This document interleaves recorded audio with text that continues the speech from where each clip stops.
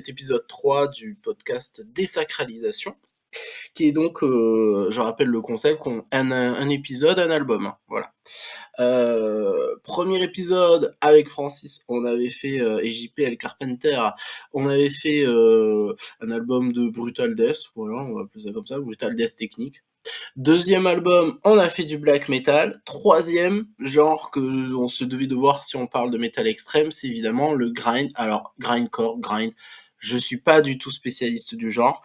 J'ai été conseillé par un des chroniqueurs de Thrashcore pour aller vers toi, parce que toi, non seulement t'es un spécialiste, mais en plus un fan et un spécialiste de l'album dont on va parler. Donc re-bienvenue à toi, Jay Poison. Voilà. L'idée, c'est que j'ai choisi cet album quand même pour une raison. La première, c'est que ça n'a pas du tout été mon premier album de grind ou grindcore. Je sais pas comment on verra ça. Pas du tout, du tout. Moi, j'ai commencé avec Nazum, le grindcore. Et puis, c'est en 2010, etc., que j'entends parler quand même de Répulsion, qui est censé être une des bases. On me l'avait présenté, lui et le World on Fold de Terrorizer. Si t'aimes le grind, tu connais par cœur ses albums. En gros, c'était un peu ça l'idée. Et donc j'avais profité en 2012 quand j'étais allé au Hellfest pour l'avoir chopé dans l'immense merch, voilà. Et je l'ai écouté et j'ai bien aimé. Mais je dois dire que j'ai pas mal de mais. Alors le concept c'est de l'émission là, c'est désacralisation. Bon, l'idée c'est pas de chier sur des groupes, c'est pas de désacraliser bêtement, etc. Mais ça, c'est d'avoir un petit recul quand même sur les œuvres, à quel point elles nous ont marqué personnellement et peut-être dans l'histoire du genre dans lequel elles s'inscrivent ou du métal en général. Voilà. Moi, je tenais à ce que ce soit cet album de grind aussi. Parce qu'on me l'a présenté comme un album absolument séminal, et aussi parce que j'ai voulu m'y confronter un petit peu à nouveau aussi. J'explique, Terrorizer, je le connais par cœur et je l'adore. Il est arrivé une période où, voilà, la prod de Scott Burns, etc., tout matchait pour moi, album parfait. Répulsion, quand j'ai découvert, j'ai beaucoup écouté, mais je l'ai pas tant apprécié que ça finalement. Je lui ai trouvé beaucoup de défauts et je ne sais pas du tout si ces défauts, c'est parce que j'ai mes critères à moi et du coup je dis que c'est des défauts, ou si c'est parce que au contraire l'intention des Icos, ils remplissent parfaitement le contrat et c'est moi qui définitivement suis pas un amateur conquis du grind. Voilà. On va voir, on va en discuter. Du coup, on présente Répulsion. Donc, c'est un groupe considéré de grind. Alors, C'est ça. déjà, Ouais, grind. j'ai vu des gens qui discutaient un petit peu de ça. Ouais. T'as des gens de l'époque qui considèrent que c'est un groupe de death thrash, ce qui est pas complètement. Ouais, j'ai déjà vu ça. J'ai déjà vu des gens, notamment Laurent Ramadier, qui est un journaliste sur le métal extrême et le métal en général, surtout underground années 80, qui est ultra spécialiste. D'accord. Il les considère comme le groupe ultime de death thrash des années 80. Et de son point de vue, je suis assez d'accord. Mais si tu ne t'arrêtes pas à 1986, c'est du grind. C'est un des premiers albums qu'on peut considérer comme, voire c'est le premier album qu'on peut considérer clairement comme du grind, parce il a pas encore les noms, il a pas encore les termes, il a pas encore les termes techniques, il utilise encore que des types de composition et des caractéristiques qui sont purement milieu années 80. Mais ça n'empêche pas que c'est du grind. C'est le premier album qui a cette forme-là. Ça va être mieux défini. Le style en lui-même, il va être mieux défini. Notamment, il va avoir un nom l'année d'après, en 87, avec Napalm Death, avec Scum, qui est vraiment la naissance officielle du grind, du moins en tant que concept, parce que stylistiquement, ça va venir vraiment, ça va venir avec l'album d'après. Mais Répulsion, Horrified de Répulsion, c'est un album qui est ultra important parce que il a posé les bases avant que les bases soient là. Un album qui est super important, autant pour l'histoire du grind en soi que pour l'histoire du métal extrême aussi, parce que le grind n'est pas du métal. C'est du grind. C'est un genre à part entière. C'est pas un sous-genre, c'est un genre à part entière. Qui est très très lié, parce qu'une des grandes caractéristiques du grind, c'est qu'il il a à moitié métal, à moitié punk. Mais en tout cas, remis dans le contexte de l'époque, quand on connaît un petit peu la scène à l'époque, Horrified, c'est un album qui est super important, peu importe le style dans lequel t'es. Si tu t'intéresses un petit peu à la musique extrême en général, c'est un album qui est inratable. Par contre, c'est vrai que c'est beaucoup plus facile de l'apprécier quand il est remis dans le contexte. Comme Alors ça, je peux en parler. justement, on va en parler un peu de ce contexte, mais avant, alors je vais pas faire le tour de table pour toi, Jay Poison. Je crois que j'ai compris un peu l'opinion que tu as de l'album, mais du C'est un de coup, mes albums préférés, hein, je vais pas mentir. voilà. Mais du coup, toi, Francis, est-ce que tu le connaissais avant de l'écouter pour le podcast? Et si oui, c'est quoi un peu ton rapport à cet album et à ce groupe? Parce qu'à ce jour, c'est quand même c'est un groupe d'un album, Répulsion. C'est le groupe d'un album, tout à fait. Et là où je rejoins tout à fait Jay, c'est que le grind n'était pas, c'est pas du métal, c'était assimilé par le métal bien après.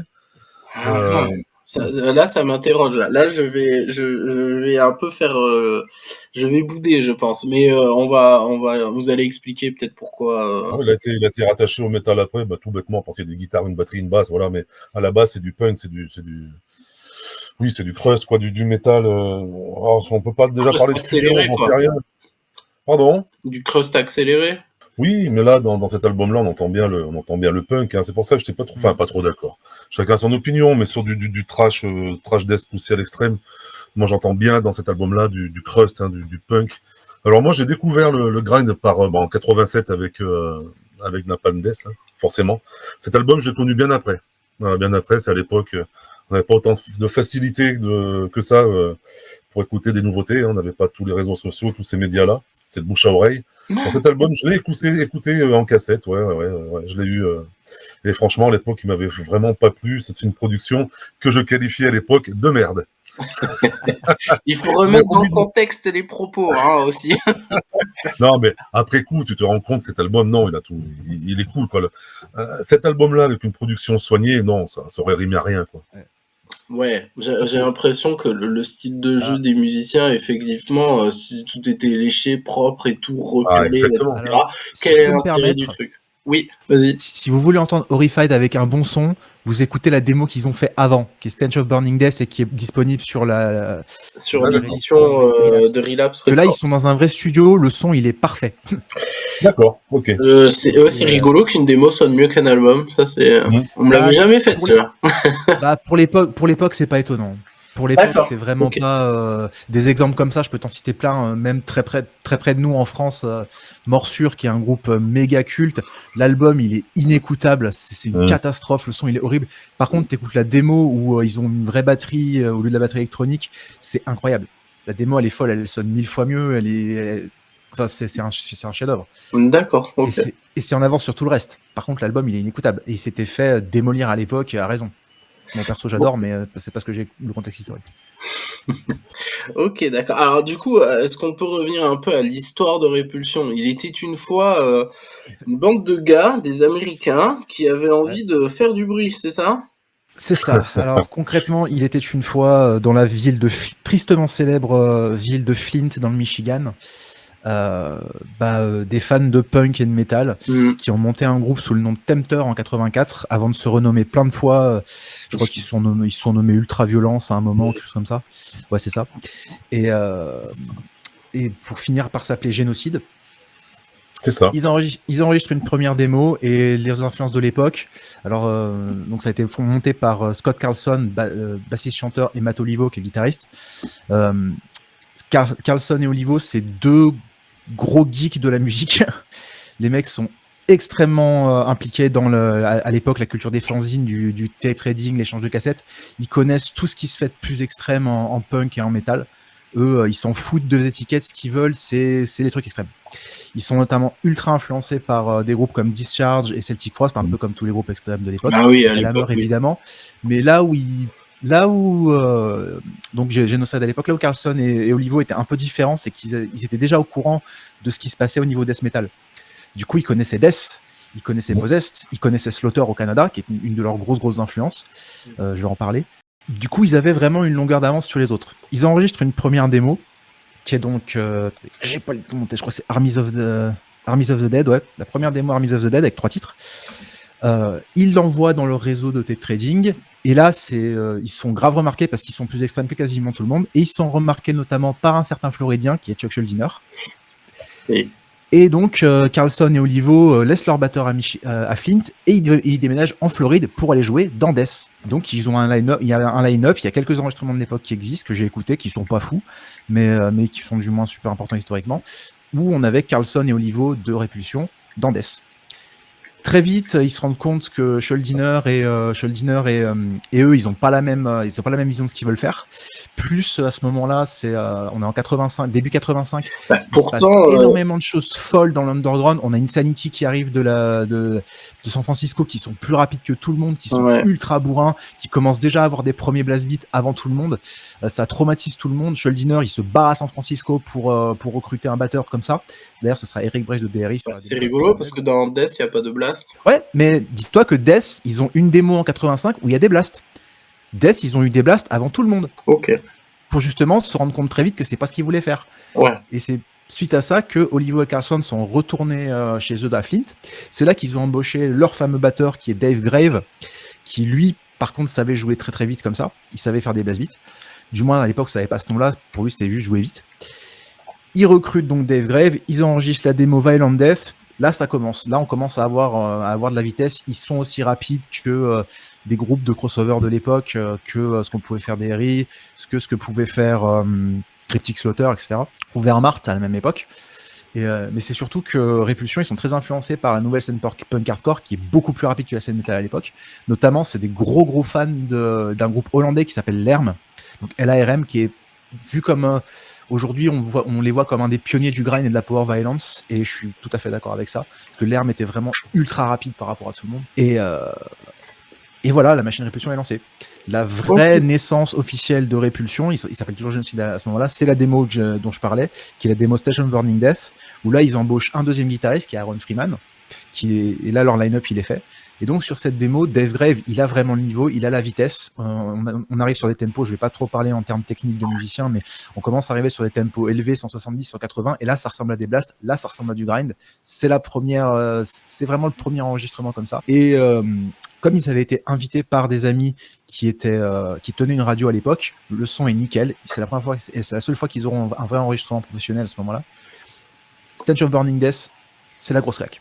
C'est tellement la claque qu'ils se prennent des lettres du monde entier pour changer de nom, parce qu'il y a 10 000 génocides déjà, et c'est là qu'ils décident de s'appeler Répulsion et de rentrer en studio pour enregistrer un album qui sera Horrified. Donc là, on est début 86. Ils rentrent dans un studio, ils se font financer par un ami local qui est Doug Earp, qui est vraiment un de leurs grands mécènes, et qui restera vraiment leur ami très proche jusqu'à son décès. Une sorte de manager ami, en fait, c'est ça ? C'est ça, ouais, c'est un peu ça. Ouais.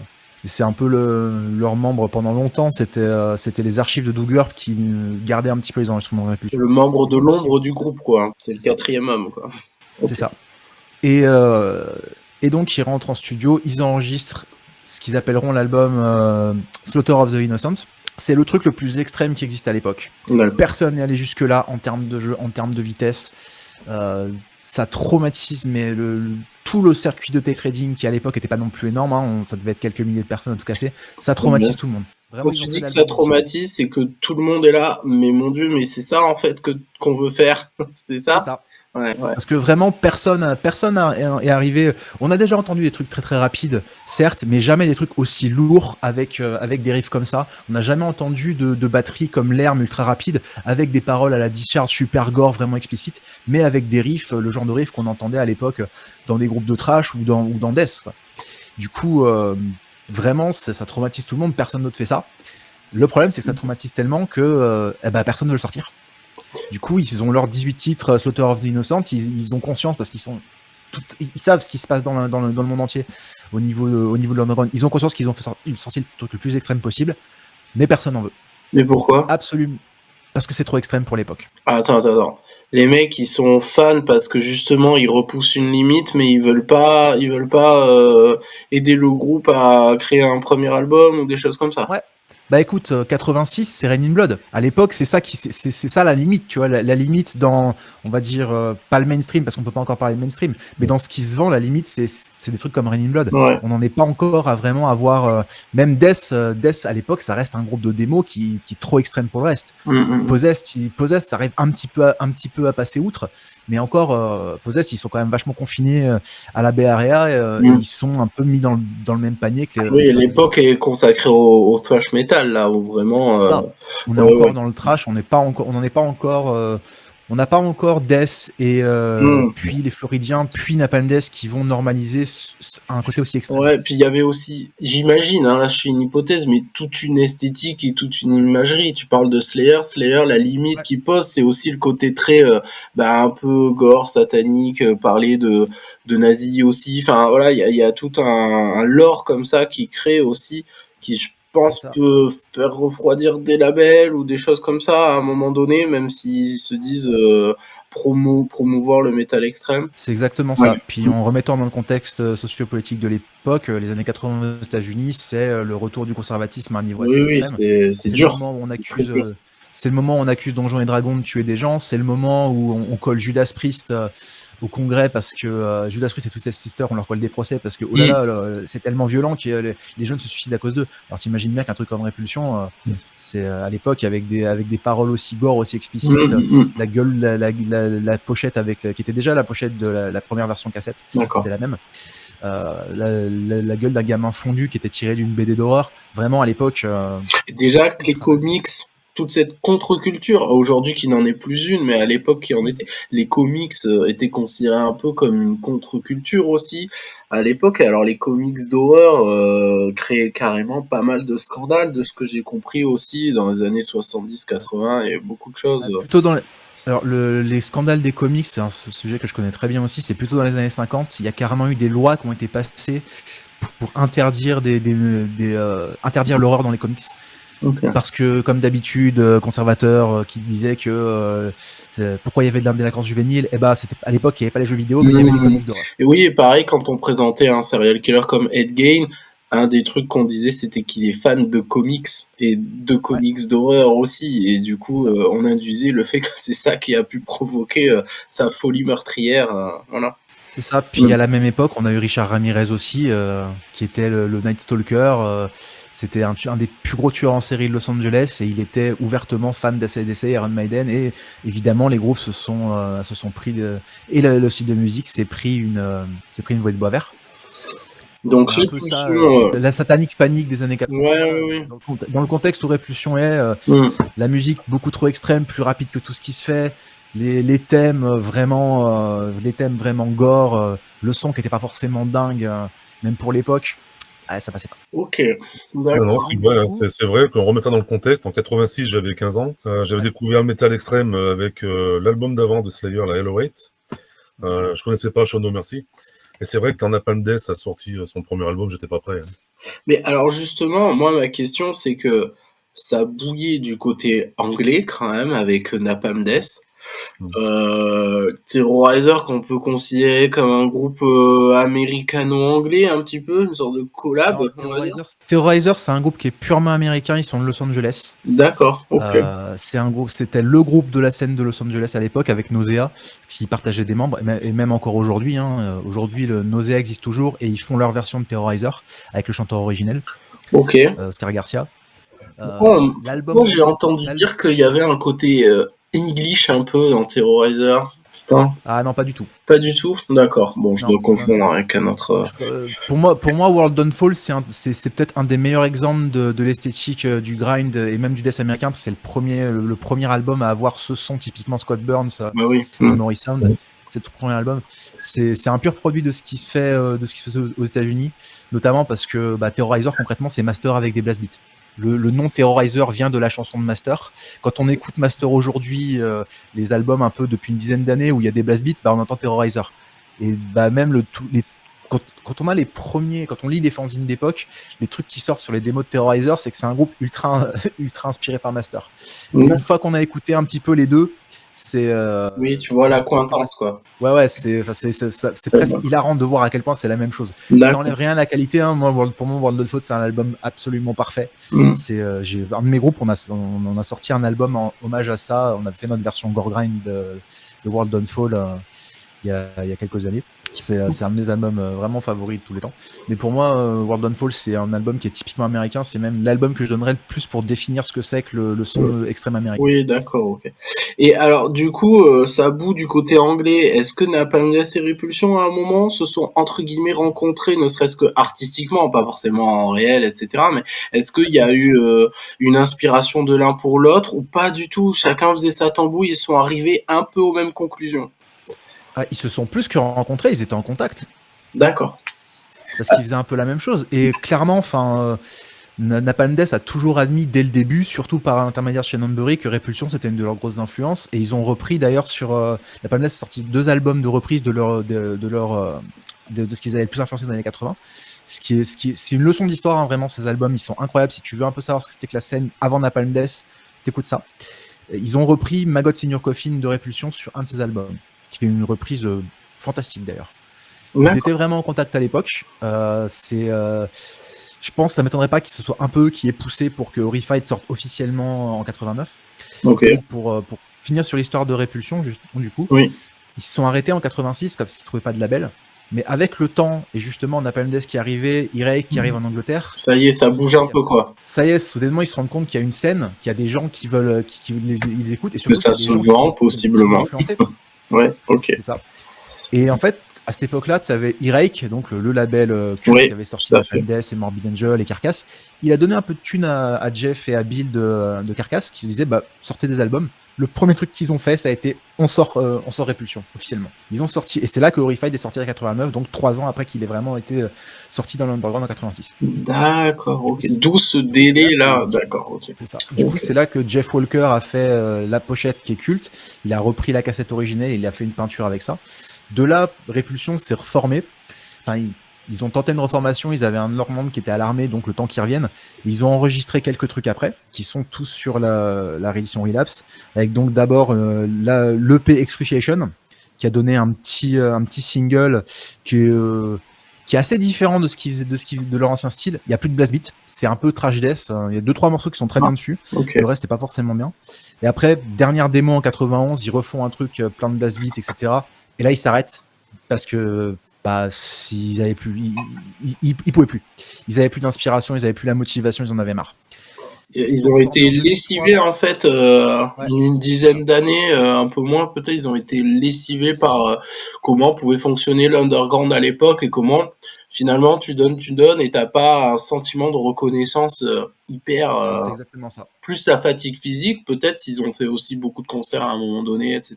Ouais. Ils faisaient pas mal de concerts. Il y a quand même un moment où ils ont quitté le Michigan pour la Floride. T'imagines de devoir traverser la. Oui, mais oui. En plus, aux États-Unis, à l'époque, les musiciens, ils bougeaient, hein. Enfin, ils se contactaient par téléphone, ils prenaient l'avion et c'était parti. Il y a eu une flopée d'émigration comme ça. C'est ça. Ouais. Mais voilà, en tout cas, ils se sont arrêtés en 80 parce qu'ils étaient lessivés, ils avaient plus d'intérêt, ils étaient crevés, quoi. Puis ils commençaient à s'intéresser à autre chose aussi. Je sais que Scott Carlson, il commençait à être de plus en plus dans le rock 70s, le hard rock 70s, quelque chose qui joue encore aujourd'hui d'ailleurs. Et ils se sont reformés en 2003 quand il a commencé à avoir un intérêt pour le grind en général, grâce à des groupes comme Nazum et Rotten Son qui ont organisé et technisé le son. Qui ont vraiment ramené beaucoup de gens, et ce qui fait que beaucoup de gens disaient non mais écoutez, ça nous influence. Ils se sont reformés à l'époque avec le line-up d'origine de l'époque, mais dans la mesure où autant Carlson et Olivo, ils sont devenus professionnels de la musique, ils travaillent tous les deux à Hollywood. Carlson fait de la musique de dessin animé et Olivo est sound designer dans le jeu vidéo. C'est les deux autres, Aaron Freeman et Dave Grave, donc les deuxième guitaristes et batteurs, eux ils avaient leur vie à Finn, c'était pas des musiciens professionnels. Du coup, ils ont depuis 2003, Répulsion, c'est Carlson et Olivo et des gens qui viennent leur prêter. Ok, d'accord. Là, je sais plus qui est dedans aujourd'hui. Je sais que je crois qu'ils ont le batteur de Exhumed maintenant. Le groupe tourne encore. Ouais, ça tourne encore. Mais ils ont fait un concert il y a quoi la semaine dernière. D'accord. Mais maintenant, ils ne font plus d'albums. Ils font que des concerts. D'accord. Et ils apparaissent de temps en temps. S'il y a Matt Olivo, en 2018, je crois, il a fait un petit album sous le nom de Expulsion, avec pas mal d'invités, notamment les mecs de Exhumed et je sais plus qui. Enfin, c'est un petit peu un super groupe. Et juste, ils font du Répulsion comme ça, un petit EP, je sais plus quoi, qui était assez cool. Mais sinon, si tu veux du Répulsion moderne, faut écouter un petit peu les imitateurs. Et il y en a des très très bons. D'accord. Ok. Crétine étant le meilleur, clairement. D'accord. On va pas sortir cet album par contre. Et du coup, en 89, sort Répulsion. Est-ce qu'il y a une réception unanime pour dire que c'est un chef-d'œuvre, que c'est un album qui va marquer, ou est-ce qu'on ne sait pas encore et l'album se fait plus ou moins, entre guillemets, dézinguer? Francis, tu disais que toi, quand tu l'avais écouté, voilà quoi, t'avais été... Non, j'ai lâché l'affaire. J'ai lâché l'affaire. Ok. Et déjà, comme je te disais, sur la production, sur le son qui était souffrant. Ouais. Mais encore une fois, bon, ben voilà, c'est comme ça que ça s'écoute. Hein. Mais bon, à l'époque, j'étais plus sur du... Ouais, on peut pas parler de mainstream, c'est vrai que Slayer n'était pas encore mainstream, mais il y avait quand même des productions un peu plus soignées, même pour de l'extrême. Et là, on était vraiment sur du raw, quoi, sur du... Hein, ouais, 89, c'est l'année où t'as Ire qui explose vraiment. Juste avant, il y a eu quoi? Il y a eu From Anselm to Obliteration. 89, c'est l'année de Altars of Madness. Déjà, rien que là... Ça a vraiment marqué un changement dans le death metal en général, dans le metal extrême en général. Il n'y a pas de blast beat dans le metal avant Altars of Madness. Hein. Non, c'est vrai. C'était le truc du grind. Hein. C'est un des albums les plus révolutionnaires de l'époque. Hein. Pour moi, Altars of Madness, c'est vraiment l'album charnière qui a fait avancer le metal extrême vers autre chose. Justement, en prenant un batteur de grind qui était Pete Sandoval. Alors, du coup, très drôle parce que Répulsion, si je te dis c'est dans la grande famille du métal extrême, tu me réponds non, toi, c'est ça? Si. Ouais, c'est du... Pour le coup, je suis assez d'accord que Répulsion, ils ont quand même un gros pied dans le métal. Alors, pourquoi Bon, bref. Mais oui, alors moi, j'entends qu'ils viennent... Je comprends bien ta question. Ouais, vas-y. En fait, le grind, c'est pas du métal. C'est un style qui est à part entière, qui s'est développé tout seul, justement par des gens qui écoutaient autant de métal extrême que de punk hardcore extrême et de crust, mais ça rentre dans le punk hardcore, et qui ont mélangé les deux pour en faire quelque chose. En fait, ils ont mélangé les deux, accéléré la vitesse et rendu le truc encore plus minimaliste. À l'époque, tu peux lire un peu des interviews de Napalm Death, de Mick Harris notamment. À l'époque, il expliquait qu'ils étaient trop punk pour les métalleux et trop métal pour les punks. Les gens n'aimaient pas. Et après, à partir de Napalm Death et de comment la scène grind s'est montée, c'est vraiment devenu une scène à part entière qui est vraiment unique parce que comme tu avais ces deux influences-là qui étaient assez simples au final, que l'idée c'est tu prends du punk, tu prends du métal, tu mélanges, tu fais aller très vite. Voilà, ça tient sur pas grand chose la recette. Sauf que comme le punk et le métal c'est extrêmement vaste, personne prenait les mêmes influences, personne prenait les mêmes choses, et t'avais des groupes qui tournaient plus du côté cross-punk comme Agathocles en Belgique, des groupes qui étaient très metal, qui étaient très death metal comme Terrorizer, des groupes qui étaient quasiment que punk comme en Suède dans les Filthy Christians, des groupes qui étaient eux carrément dans le noise et vraiment l'expérimental comme Fear of God en Suisse.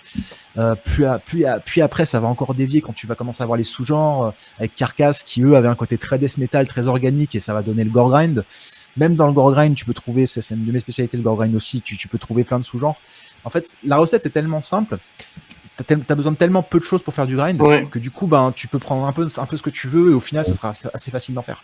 D'accord. Et c'est d'ailleurs un des genres où il y a le plus de sous-genres, c'est-à-dire que dès que tu tiens un concept, même pas forcément musical, mais juste thématique, tu peux mettre un adjectif avant grind, ça peut marcher. Il y a eu gore grind, porn grind. C'est un peu réducteur, mais en soi, je suis assez d'accord. Ouais, il y en a apparemment quand on voit je sais plus comment ça s'appelle, ça a une sorte d'arborescence là des différents genres. Le grind est comment dire, il est touffu, c'est un buisson quoi. C'est un style qui est très minimaliste et qui était le fait que ce soit facile à faire et facile à faire avec peu de choses, c'était une revendication politique de l'époque. Et ça reste. Ça vient du punk. Pour le coup, on retrouve vraiment l'aspect punk do it yourself et tu fais avec les moyens et voilà. C'est ça. Minimaliste à l'extrême, hein, quand tu vois un groupe français, hein, SCD, Sublime Cadavérique des compositions, j'ai vu sur scène avec un batteur, un guitariste, un chanteur, c'est vraiment minimaliste, mais ça envoie plus maintenant, Sublime. Non, oui, je sais, ouais. Oui, ça y est, je les ai revus. Mais les deux premiers albums, c'est vrai que c'était très minimaliste. Je les ai revus, là. Vraiment très old school. C'est ça. Très fan des deux premiers. Et alors, du coup, on va revenir à Répulsion, mais on va rester un peu sur, entre guillemets, l'histoire du grind. Est-ce que le grind, fin des années 90 ou milieu des années 90, avec des groupes comme Nazoom, etc., qui débarquent, et qui, pour moi, sont presque du death grind, en fait, Nazoom, par exemple. Mais bon, voilà. Je suis pas d'accord sur le terme death grind. Ouais. Pour moi, ça reste vraiment du grind. Par contre, effectivement, je dirais plus début 2000, aux alentours de 2002-2003. Ouais. Il y a un changement là pour le grind. C'est ça. Il y a, pour moi, c'est la deuxième grosse vague. On va me dire la troisième grosse vague de grind, qui est celle qui a donné envie de Napalm Death de refaire du grind d'ailleurs, parce qu'ils avaient complètement arrêté à la fin des années 90. Ils faisaient de l'indus. Et en fait, là, c'est qu'il y a une nouvelle génération de musiciens qui du coup avait un meilleur accès plus facilement à tous les classiques, vu que maintenant on savait quels étaient les classiques, et surtout qu'il y avait une maîtrise de leurs instruments et de la technologie pour le son qui était bien meilleure. Ouais. Du coup, on se retrouvait avec, soudainement, plutôt que d'avoir des musiciens qui avaient un peu créé le truc de toute pièce en jouant un peu comme ils pouvaient selon ce qu'ils avaient. Oui, avec des approximations, etc. C'est ça, ouais. Là, il y avait des gars qui avaient passé des années à écouter les albums cultes et qui avaient déjà une meilleure vision et surtout une meilleure compréhension de ce qu'il fallait jouer pour faire du grind. Ouais. Du coup, on a vraiment une nouvelle vague et un nouveau... comment je pourrais expliquer ça ? Il y a un renouveau parce que soudainement, on avait une maîtrise technique qu'on n'avait jamais vue dans le style. Mais pour autant, ça reste quand même un genre... entre guillemets, accessible quand t'es en colère et que tu veux pas faire du Van Halen non plus, etc. Ça restait, voilà. Ah, alors, tout est relatif quand on dit technique après, évidemment, mais en gros, des choses que tu peux jouer quand t'as, 2-3 ans de guitare et que tu t'intéresses à tout ça, bah voilà, c'est bon, ça t'est accessible foncièrement. Technique veut pas forcément dire faire 10 millions de notes à la seconde. Ouais. Technique, ça veut pouvoir dire tu fais 3 accords, par contre tes 3 accords ils sont millimétrés, ils bougent pas niveau tempo. C'est plus ça qui a été apporté dans le grind en fait, le fait qu'il y a eu plus que de la technicité au sens faire des gros solos ou des prouesses techniques, c'est plus être carré en fait. Et tu vois, pour moi c'est là où aussi le grind il rentre un peu plus, il fait un pas de plus vers le métal. Le métal qui a à cœur d'être un peu toujours technique. Et pas autant minimaliste que le crust et que le hardcore. Et du coup, pour moi, cette nouvelle génération, elle fait rentrer le grind un peu plus, on va dire. Pas forcément complètement, mais plus dans le métal, entre guillemets. Bah, c'est un truc qui a beaucoup été reproché à des groupes comme Nazoom et surtout Rotten Sound d'être trop métal. Il y a des... Même aujourd'hui, il y a beaucoup de gens, moi je gravite plus dans le grind qui est un peu plus old school, un peu plus... je n'irais pas dire traditionnel, mais qui relève plus de ce qu'a pu faire Agathocles que ce qu'a pu faire Rotten Sound. Et même aujourd'hui, il y en a qui trouvent que justement c'est trop métal et que c'est un problème parce que généralement quand ça devient trop métal, ça se dépolitise. Ça se professionnalise aussi. Le côté qui était bien avec le punk et tout, c'était que les mecs alors peut-être pas tous, je dis pas, mais envisageaient pas forcément de faire de la musique leur métier et donc du coup n'avaient pas les contraintes d'un professionnel avec effectivement une forme de dépolitisation, je vais y arriver, et aussi avec le fait d'avoir une prod propre, etc. Enfin voilà, de bosser plus la technique, voilà, et donc oui. Mais du coup, pour moi, ça, c'est des éléments qu'on retrouve beaucoup plus dans le métal, effectivement. Oui. C'est pour ça que des reproches ont été faits. Mais concrètement, dès 89, il y avait déjà des groupes de grind qui chiaient sur Napalm Death en disant vous êtes à la BBC. D'autant plus que Napalm Death, ils sont allés voir Scott Burns et puis ils ont vraiment mis du death metal dans leur grind. Harmony Corruption, c'est du death. 0% grind, c'est complètement un album de death. Et Utopia Banny, je trouve qu'il y a un petit côté grind qui revient un peu, mais on est quand même sur du death, quoi. Ils reviennent, Utopia Banish, ils reviennent justement sur du death grind parce que pas content. Le côté death metal, c'était Mick Harris qui l'avait amené parce que c'est vrai que 90, c'est vraiment l'explosion du death metal, c'est l'âge d'or. L'âge d'or death metal, concrètement, c'est 87 jusqu'à 96. C'est la grande période où vraiment tous les gros albums, et encore 96. T'es large, 96 ans pour moi. Je trouve ça c'est assez tardif. Moi, j'aurais tendance à plutôt dire 94, mais c'est à l'époque où je travaillais beaucoup dessus, il y avait un consensus qui se faisait sur la fin de cette période dite old school qui était en 96. Parce que c'est là qu'on a le black metal qui explose vraiment, le black metal oui, voilà. Ils se font dépasser un peu sur dans leur Ça, droite, plus sans mauvais jeu de mots. des nouveaux sous-genres qui reviennent, qui explosent, genre le métal gothique, le métal sympho, Le bordel des années 90, quoi. c'est ça, ouais, c'est ça. Et il y a le néo-métal qui débarque et qui change tout aussi. C'est encore autre chose, bien sûr, et qui a été une influence pour plein d'autres groupes dits modernes après par la suite. Ouais, Hein. c'est ça. Ouais. Bah, on le voit bien aujourd'hui. Ouais. Ok. Alors, du coup, Horrified. Alors, je vais commencer. Non, Francis, tu as commencé, on t'entend pas là. Vas-y.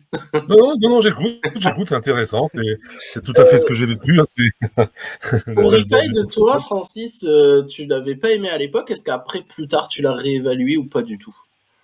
Ouais, réévaluer, ouais. Alors après, moi, j'ai basculé. Ouais, non, mais j'ai basculé dans le death metal et j'y suis resté, en fait. Ouais. Je suis revenu au grind bien plus tard, bon, en continuant d'écouter Napalm Death qui, comme l'a souligné Jay, après a complètement changé de voix, mais non, je l'ai pas réévalué tout de suite. Non, pour moi, ça reste un truc roots, tu vois, vraiment.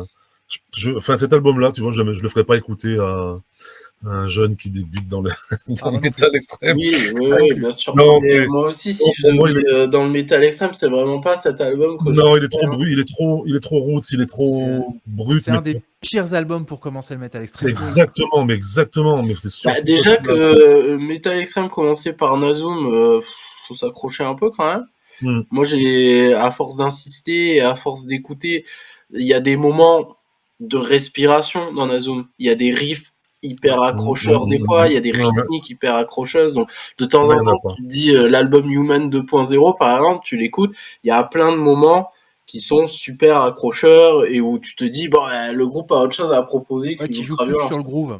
Ouais, exactement. C'est vrai que Répulsion, il n'y a que 3 rythmes de batterie différents sur tout l'album. Ils savent très bien écrire des morceaux, du coup, si tu le sens pas passer, mais c'est vrai que ça ne s'arrête jamais. Non, c'est ça. Et soit ça blast, soit ça fait tout pas, soit ça groove un petit peu, mais ça groove comme du Venom, quoi. Oui, ça groove au début, là, pour la chanson Stench of Burning Death, et puis après, c'est parti. Il y a Black Breath, il y a Festering Balls, il y a des moments où il a un peu plus un swing beat. Mais ça représente 3 morceaux, quoi. Complètement, là, t'es en apnée pendant une demi-heure, là, avec cet album. Ouais, il est assez court, hein, d'ailleurs. C'est vrai que c'est un album très court. Après, c'est un peu ça va être plus tard, j'imagine, un code du genre aussi. Je trouve que des albums sont plutôt. Ça, c'est un héritage du punk. Les tempos sont tellement élevés que forcément. Qu'ils ont plié l'affaire en 20 minutes. Ton morceau, tu joues tellement vite que ton morceau, il fait 1 minute et demie, quoi. C'est ça. C'est ça. Et du coup, moi, comme je disais, hein, je l'ai découvert en 2012. Alors, en 2012, moi, j'avais 21 ans. Donc, j'ai découvert à la fois tard et tôt. C'est-à-dire que ça faisait déjà bien quelques années, hein, environ 5 ans que le métal extrême, là, j'étais dedans, je découvrais encore plein de choses, etc. On m'avait parlé de Répulsion. C'était aussi un truc, alors moi je suis de la génération un peu YouTube et tout, hein. Donc moi quand j'écoutais un groupe qu'on me disait d'écouter, j'allais sur YouTube avant, et je voyais des recommandations, et je cliquais sur les recommandations. Et Répulsion, c'est très drôle, je trouve qu'il porte très bien son nom, le groupe, parce que vous voyez la pochette tout le temps dans les recommandations, hein. Il y avait 2 pochettes qui me fascinaient un peu. C'était la pochette de Consuming Impulse de Pestilence, qui était régulièrement, on me disait, check dessus, et la pochette de Répulsion. Et Pestilence, moi j'ai cliqué dessus quand même à un moment. Mais Répulsion, pas du tout, parce que je trouvais la pochette d'une laideur infinie. J'étais là, non mais ça, c'est du caca pour mon oreille. Je veux bien faire chier les gens et tout, mais ça va. Et du coup, j'ai mis du temps en fait à y aller, alors que j'avais en tête la pochette, je voyais le logo, je voyais, on disait grind, je savais à peu près ce que c'était avec Nazum, Napalm Death, et du coup, j'ai mis vraiment beaucoup de temps et j'ai profité de ce Hellfest pour acheter l'album et le mettre. Et c'est le premier album que j'ai mis quand je suis rentré du Hellfest tard, à l'époque tard chez moi. Le premier album que j'ai mis, c'était Répulsion, parce que l'image que j'avais rejetée pendant 4-5 ans, hein, quand même, assez régulièrement, je me disais, voyons ce que c'est, ce truc-là, que je voyais toujours apparaître dans mes recos, qui hantait, en fait, ma vie de petit youtubeur, tu vois. Et alors, comment tu l'as perçu? Ben, moi, j'ai aimé, sur le moment, j'ai vraiment aimé. J'ai retrouvé le côté comment dire, ultra bourrin et avec que cette intention artistique d'être bourrin. Et en fait, aujourd'hui, ça y est, j'ai vieilli, tout ça, machin. J'aspire à plus de subtilité, plus de choses. Généralement, j'ai tendance à dire, aujourd'hui, un de mes critères, c'est que si tu ne m'as à m'offrir que de l'agressivité, ça me va plus aujourd'hui. Mais à l'époque, ça m'allait. C'est j'allais dire en grandissant, mais pas forcément. C'est en me tournant vers un death metal un peu plus léché, des prods un peu plus léchés. Moi, dans l'apprentissage de mon instrument, en progressant aussi, etc., que je me suis ouvert à des choses plus techniques, voire carrément techniques des fois. Après, même, j'aime pas du tout la branlette de manche, mais par exemple des groupes comme Origin, etc. Voilà. Et du coup, je l'ai laissé un peu de côté. Et en fait, moi, pour cette émission, je voulais parler des albums qui ont compté pour moi. Et je me suis rendu compte que c'est quand même un album qui a compté parce qu'il a servi à la fois de modèle et à la fois d'anti-modèle. Un modèle pour savoir, moi, ce que c'est la radicalité d'une œuvre artistique à un moment donné. Un truc qui va pas transiger, point. Qui va te bastonner, point. Il y a C'est ça. Et en même temps, l'anti-modèle qui est de dire, ouais, d'accord, c'est bien, mais en fait, maintenant, en tant que musicien toujours en devenir, en tant que quelqu'un qui aime la musique, on va dire, dans son ensemble, même si je reste toujours dans le métal, si je gratte dessous ça, j'en tire pas grand-chose d'autre. Et du coup, je suis toujours ambivalent avec cet album. D'autant plus que c'est dans son genre, il y en a qui me contentent toujours. Je parlais de Terrorizer. Terrorizer, c'est un album que j'écoute encore régulièrement et où j'ai pas eu de coupure avec lui. Et Répulsion, j'en ai eu une, c'est-à-dire que pendant des années, j'ai pas du tout réécouté Répulsion. Et moi, je trouve qu'il y a des choses aujourd'hui avec lesquelles j'ai du mal. Notamment un truc, alors, le côté minimaliste dans les rythmiques, mais ça, à la rigueur, bon, j'en fais mon affaire, on va dire. Mais les solos, par exemple. Moi, les solos, oh mon Dieu! Enfin, je te conseille vivement de te pencher vraiment sur les solos de Répulsion et d'aller regarder les lives. D'accord. Parce qu'il reproduit la même chose à la note près. Ouais, c'est comme Trey Azathoth, par exemple, quand tu fais des solos, t'as l'impression que c'est bordélique, mais en fait, dans les lives, tout est écrit, quoi. Ça a été une énorme influence sur Répulsion, ça a été une énorme influence sur Morbid Angel à l'époque. Ouais, mais les solos, c'est là où il y a ce côté vraiment jusqu'au boutiste, c'est qu'ils sont pas là pour faire des solos, ils sont là pour te rajouter du bruit au bruit, en fait. Et pourtant, Matt Olivo, il est musicien professionnel. Hein. Ouais. Et à l'époque, il l'était, du coup. Alors, pas à l'époque. En devenir, en tout cas. Ils avaient 17-18 ans, quoi, à l'époque. Ouais. Tu regardes des lives de Répulsion d'aujourd'hui, il fait les mêmes solos qu'à l'époque. Et pourtant, là, ça fait 30 ans qu'il est professionnel. Oui, en fait, il y a une logique dingue d'écriture. Moi, je suis compositeur. J'ai un master en composition. C'est mon boulot. Okay. C'est vraiment dessus. Et il y a eu, je trouve que Horrified est un chef-d'œuvre de composition parce qu'avec que dalle, ils arrivent à te faire des morceaux. Il y en a aucun qui se ressemble. Et quand tu commences à vraiment gratter, à écouter les riffs, à regarder comment c'est construit, à regarder comment les solos sont faits, tu te dis mais attends, c'est 4 gamins de 17 ans qui ont fait ça en n'ayant aucune connaissance de. Tout ce qu'ils écoutaient, les gars, c'était des trucs dégueulasses sur cassette qui s'échangeaient avec d'autres weirdos du bout du monde. Cet album, il est fascinant pour ça. Mais il faut vraiment gratter. Et c'est un truc qui est pas accessible du tout. Non, il faut gratter parce que c'est vrai qu'à l'époque, tu vois, ça contredit un peu tout ça. Pour moi, à l'époque, c'était un long morceau de 29 minutes. Ouais. Mais c'est vrai qu'à l'époque, encore une fois, on n'avait pas la ref. Hein. Ouais. Là, maintenant, comme tu dis, oui, c'est chiadé, ouais, on entend l'oreille, oui, ouais. c'est 18 titres différents. Mais après, tu vois, ce que tu viens de dire, en fait, c'est l'expérience que la majorité des gens ont avec le grind, et c'est normal parce que c'est ce que le grind essaye de faire. En fait, la vraie caractéristique du grind, ça fait 20 ans que je le dis, c'est pas la violence, c'est pas la vitesse, c'est pas le côté punk, c'est pas le côté sale, c'est la densité. Le grind, c'est quelque chose de dense, c'est fait pour être dense, c'est fait pour te mettre un point dans la gueule, et il faut vraiment tendre l'oreille et y passer du temps pour commencer à comprendre les riffs, à comprendre les structures. C'est tellement minimaliste. En fait, quand on n'a pas c'est sorti, il y a vraiment des musicologues qui se sont posé la question, mais c'est la fin de la musique en fait, parce que c'est la dernière limite avant le noise. Ouais. C'est d'ailleurs après, c'est d'ailleurs pour ça que le grind est très très proche du noise en général. C'est une réaction aussi extrêmement conservatrice, j'imagine. Enfin voilà. Pas forcément. T'avais une réaction conservatrice, surtout en Angleterre et aux États-Unis, évidemment. Mais moi là, je te parle d'un point de vue vraiment de musicologue, qui notamment par John Peel, qui faisait confiance à John Peel parce qu'il avait sur le truc. Et il y avait vraiment un questionnement à l'époque. J'ai plus les revues, ça faudrait que je retourne à la fac, mais un peu la flemme. J'ai plus les revues d'époque, mais il y avait vraiment des gens qui se posaient la question, et dans les journalistes aussi, est-ce que c'est la fin en fait? Et c'est vrai qu'à l'époque, il y en a qui disaient. Napalm Death, ils ont fini de tuer la course à la vitesse. C'est ce qui a permis d'ailleurs au death metal de vraiment se développer après ça. C'est que t'avais vraiment la course à la vitesse au plus extrême, au plus extrême, au plus extrême. Répulsion, ils sont arrivés, ils ont posé les coups sur la table, ils ont fait, c'est comme ça qu'on fait. Ça a bidé parce qu'ils étaient trop extrêmes. Mais un an après, t'as Napalm Death qui arrive, ils ont la BBC derrière, et là tout le monde fait, ok, c'est bon, ils ont gagné. On fait quoi maintenant? On va développer autre chose. Et c'est là que ça a permis de donner le death metal. C'est là que viennent, par exemple, un exemple que j'aime bien, c'est Obituary, qui sur les démos sous le nom d'Executioner, il commençait à vraiment augmenter en vitesse, etc. Puis après, oui, ils étaient au courant de Répulsion aussi, quoi. Ils savaient qui c'était. Ils les avaient sûrement croisés à l'époque où ils étaient en Floride. Du coup, ils se sont dit, qu'est-ce qu'on va faire? Nous, on va faire l'inverse. On va s'inspirer des groupes européens et de Celtic Frost qui ralentissent le tempo et qui Ouais, et Morbid Angel, plus des structures un peu plus chaotiques, je trouve, c'est plus ça.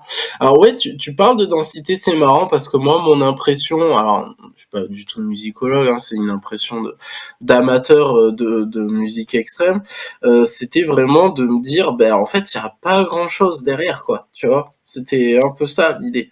C'est pas l'impression que ça donne, ouais. Il y avait un peu cette impression. Et pourtant, je regarde pas du tout les différents arrangements, le nombre de pistes. C'est pas du tout dans mes critères. Ça, c'est pas ça. Mais par exemple, je trouvais que le jeu de guitare, alors il y en a qu'une, du coup, ça explique. Mais du coup, un jeu de guitare complémentaire était pas forcément là. Il y en a deux dans Répulsion. Ils sont deux.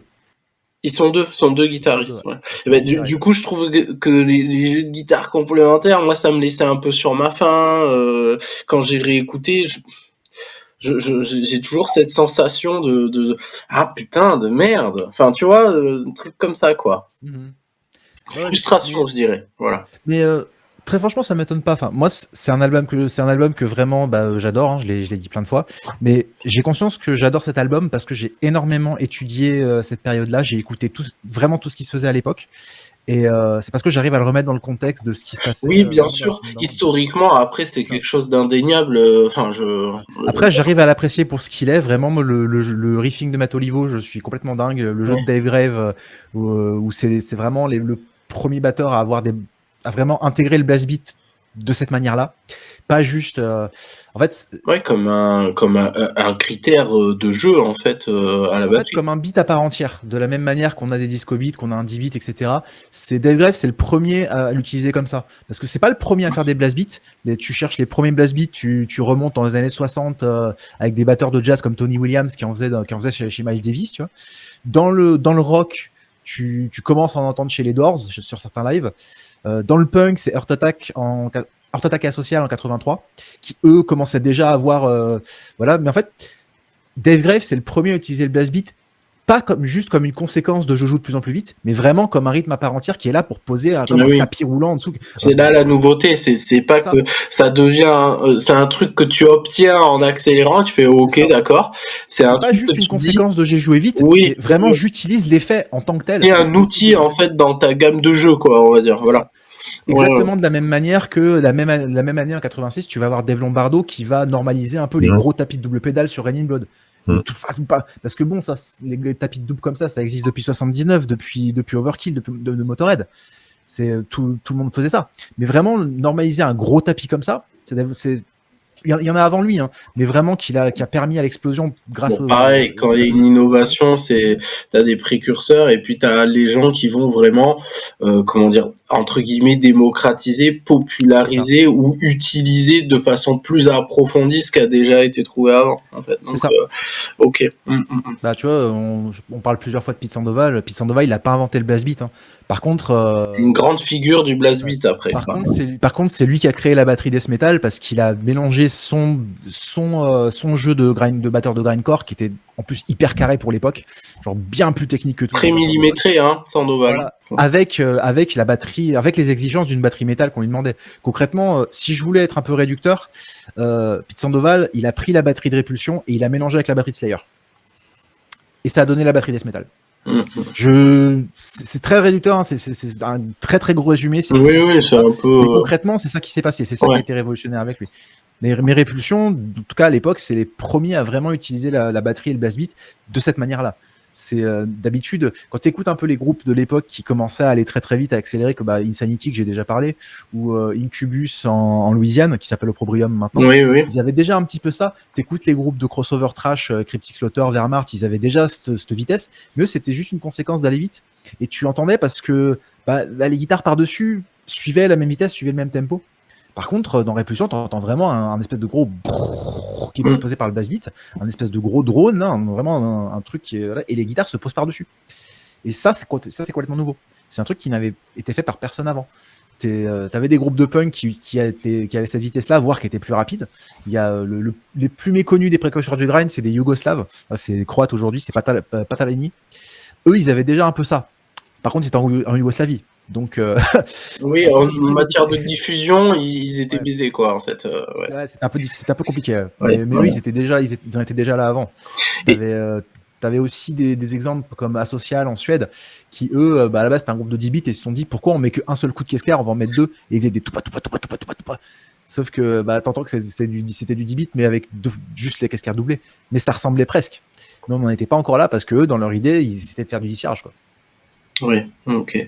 Et j'avais une question, alors qui peut paraître, j'imagine, un peu superficielle, mais je me suis dit, quand j'écoute, moi, par exemple, Death Crush de Mayhem, etc., je me dis, attends, les mecs fans de punk et tout, là, ils ont pas rencontré la vague black metal à un moment? Répulsion a jamais dit, nous on écoute des groupes aussi norvégiens, ou alors les groupes norvégiens ont jamais dit Répulsion quand même c'est cool, même si c'est pas du black.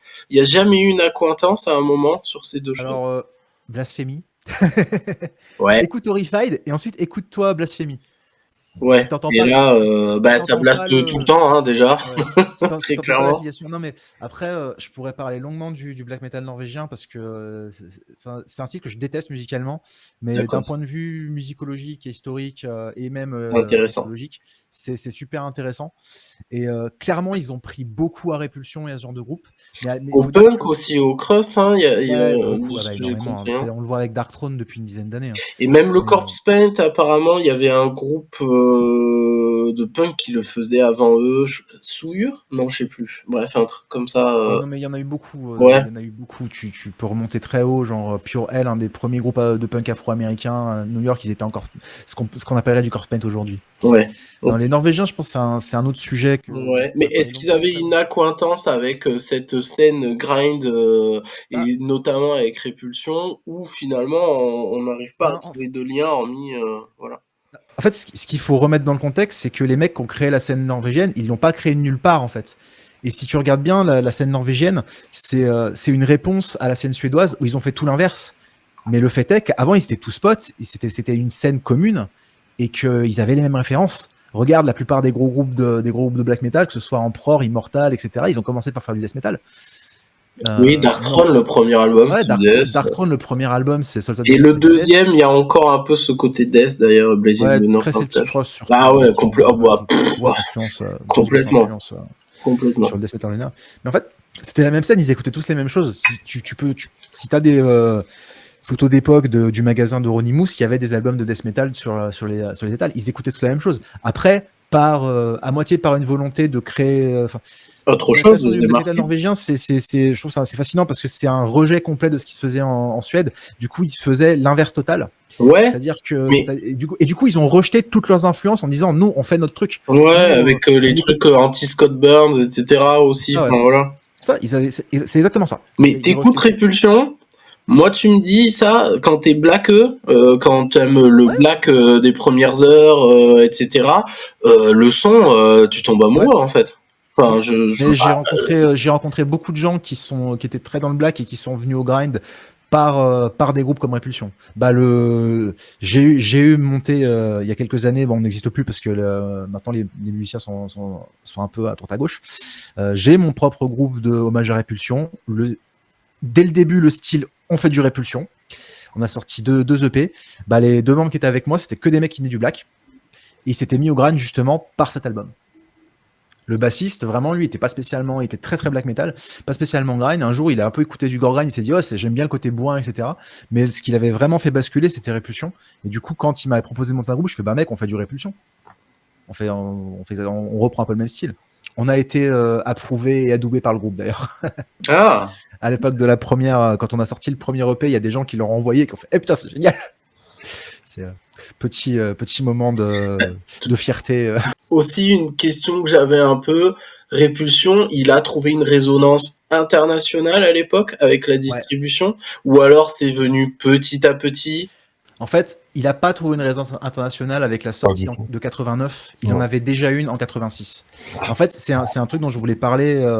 C'est qu'à l'époque, quand il est ressorti en 89, il a eu une réception en demi-teinte parce que tu avais d'un côté ceux qui l'avaient connu en cassette qui étaient contents de enfin l'avoir parce qu'ils savaient l'influence que ça avait, et l'autre côté, bah, tu avais tous ceux qui étaient arrivés par là, par les groupes de l'époque. Du coup, quand tu as écouté Altars of Madness ou les Prozis, et que tu entends ça, mais qu'est-ce que c'est que ce truc?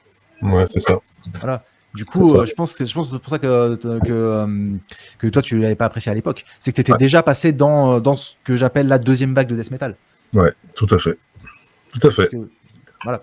Et pour moi, ça n'a rien d'étonnant. Même moi, j'ai mis du temps à m'y mettre en fait à Répulsion. Ah oui. J'étais un énorme fan de la deuxième vague de death metal. C'est vraiment, j'ai passé une majeure partie de ma vie à écouter principalement ça. Et tu le restes? J'ai un peu lâché le death metal. En ce moment, j'y reviens beaucoup. Mais par contre, tu vois, c'est allé où j'ai une publication chez Caméléon Blanc où je parle de death metal, tu vois. Et vraiment, moi, j'y suis arrivé tard parce que en fait, ce que je faisais, c'est que dès que je trouvais un groupe qui me parlait, j'achetais les disques, je lisais les livrets, je voyais quel groupe il remerciait, quel groupe de l'époque, et je refaisais un petit peu mon propre historique par là. Oui, ensuite, tu faisais la carte un peu des...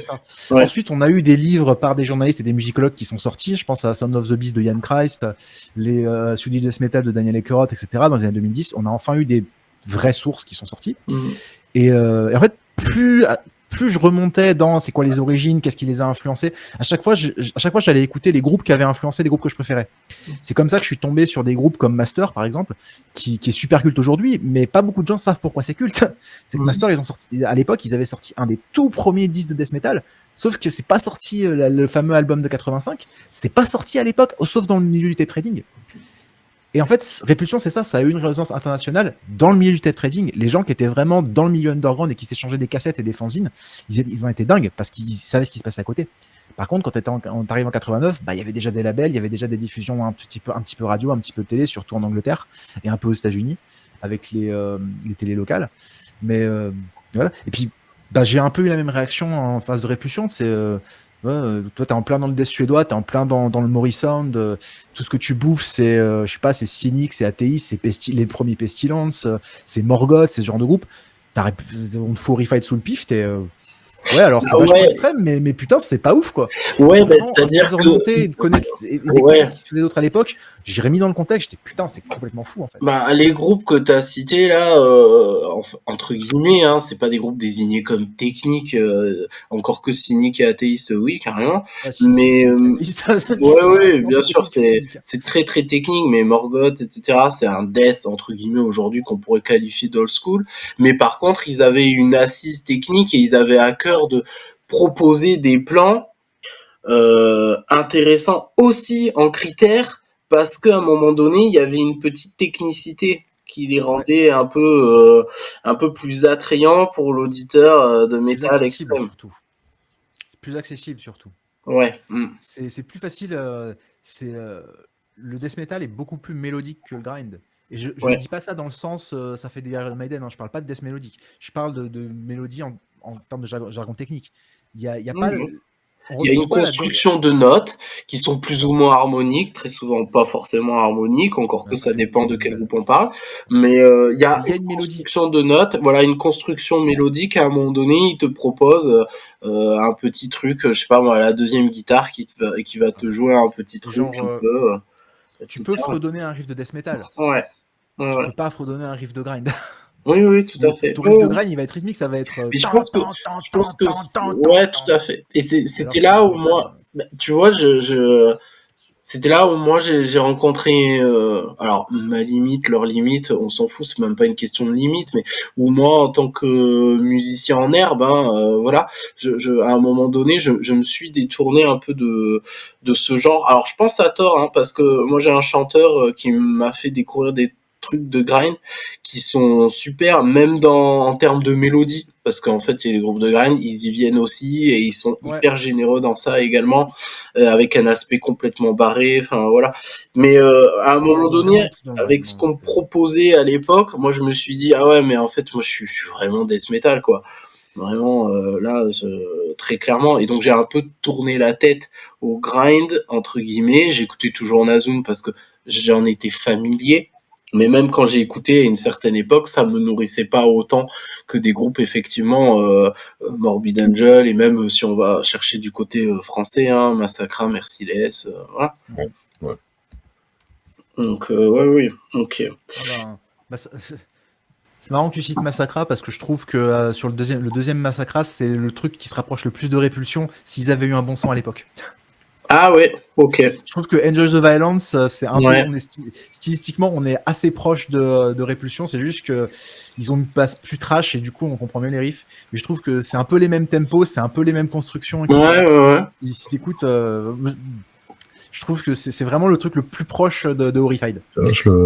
Je le réécouterai si j'en ai pas le souvenir, mais je le réécouterai, ouais. Fais l'expérience d'écouter. Pour moi, il y avait un côté un peu punk. Écoute la moitié de Horrified et après tu lances Enjoy the Violence. Je trouve ça assez marrant, la filiation. Après ça, c'est moi qui entends ça parce que j'ai 10 000 trucs de l'époque.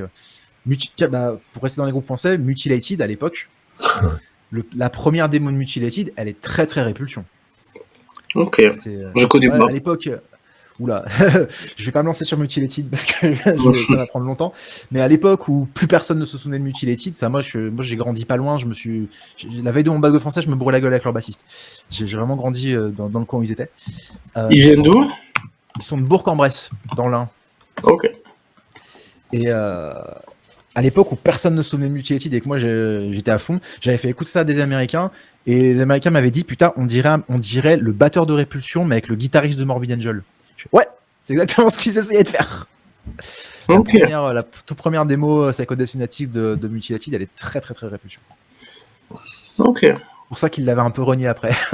Oui. Ok, écoute, Francis, t'as une observation, toi, Répulsion, alors tu vas réécouter, du coup, l'un de... Non, je l'ai réécouté aujourd'hui, puis hier, quand tu m'as envoyé le lien, non, aujourd'hui, je l'ai réécouté. Je l'ai réécouté avec une oreille différente, forcément, de la maturité, on va dire. Donc, c'est plus un album de bruit pour moi, plus du tout. Ça reste, évidemment, une référence dans ce genre, quoi. Donc si je l'avais banni, alors je sais plus en quelle année je l'écoutais celui-là.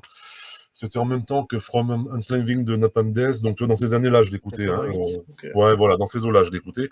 Là je l'ai complètement banni, mais tu vois maintenant là je lui donnerai une chance, voilà, avec une oreille différente. Ouais, mais ça me surprend pas.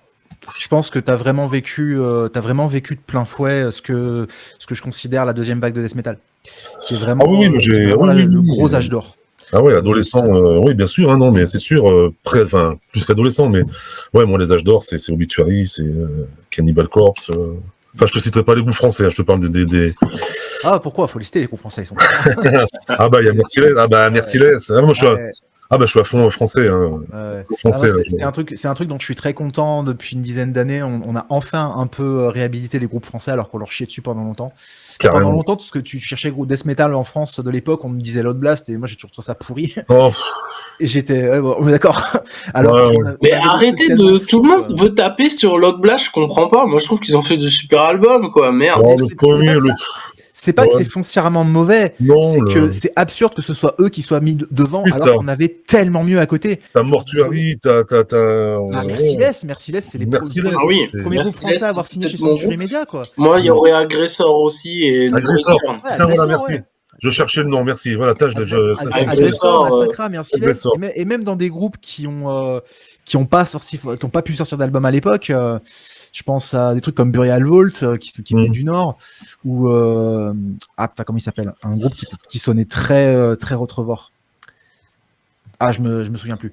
Mais ou des trucs comme Shud, par exemple, ou Mutilated que j'ai cité. Enfin, on avait une scène qui était ou Catacombe, qui maintenant le jour où quelqu'un a ressorti Catacombe, j'étais putain, enfin, merci. On avait vraiment des trucs très très bien en France. Bien sûr. Death metal. Je suis très content que plein de groupes se soient remontés. J'ai vu que même Putridophal avait s'était remonté. Putridophal, tout à fait. Oui. J'ai un de mes groupes est complètement basé sur Exulcération, le groupe avec qui ils avaient sorti un split à l'époque. Ça fait 12 ans maintenant que je repompe Exulcération dans ce groupe. Je suis très old school dans mes goûts en général. Si c'est sorti après 96, généralement j'aime pas. Oh mon dieu. Oh non. Si ça ressemble à un truc qui a été inventé après 96, généralement j'aime pas. D'accord, ok. Du coup, Francis, je te laisse commencer. On va dire que c'est le début de l'émission. J'ai loupé le rythme au début, donc on le fait à la fin là. Il va y avoir du montage à faire là. Alors Francis, vraiment, on me connaît plus sous le pseudo d'Antirouille. Antirouille parce que, comme on le disait à l'instant, je suis féru de scène française et je tenais à avoir un pseudo français. Donc Antirouille, voilà, tout simplement. Donc je suis avant tout, je suis pas musicien, hein, je suis chroniqueur d'albums pour le fanzine Underground Investigation et Memento Mori. Bon, là, je débute seulement chez eux, j'ai pas donné grand-chose pour le moment. C'était suite à notre au premier épisode de désacralisation qu'ensuite il t'a été proposé de rejoindre. Tout à fait, c'est avec grand plaisir. Voilà, un grand fan de métal extrême et principalement de death metal. J'écoute essentiellement du death metal. Et puis donc reporter photographe pour les mêmes réseaux, hein, donc Underground Investigation et Memento Mori Webdesign. Et puis à côté de ça, je donne beaucoup de mon temps à Metallian Production. Voilà, l'organisation de concerts, donc l'envers des décors. Ok, très bien. Bienvenue à toi, Francis. Jay, je te laisse te présenter aussi, du coup.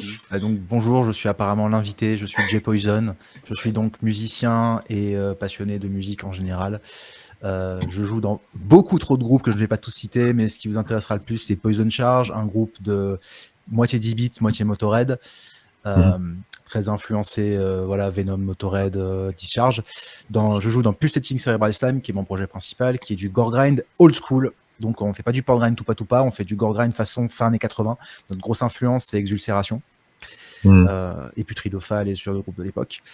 J'ai eu plein de groupes de death metal. J'ai joué dans Temple of Worms, j'ai eu Coffin War. Le groupe lyonnais, là. Ah, d'accord, ok. C'était moi. Mais je les ai vus, mais je les ai vus, je crois. Enfin bon, non, j'ai dû le voir. J'étais soit en deuxième guitare, soit à la basse. J'ai dû le croiser, alors, ok. Et j'ai aussi eu un groupe, donc raccord avec l'émission, qui un peu hommage à Répulsion, qui s'appelait Dr. Incinerator. Et on jouait du Répulsion. Vraiment, on faisait exactement ça. Je suis obsédé par ce groupe depuis très longtemps.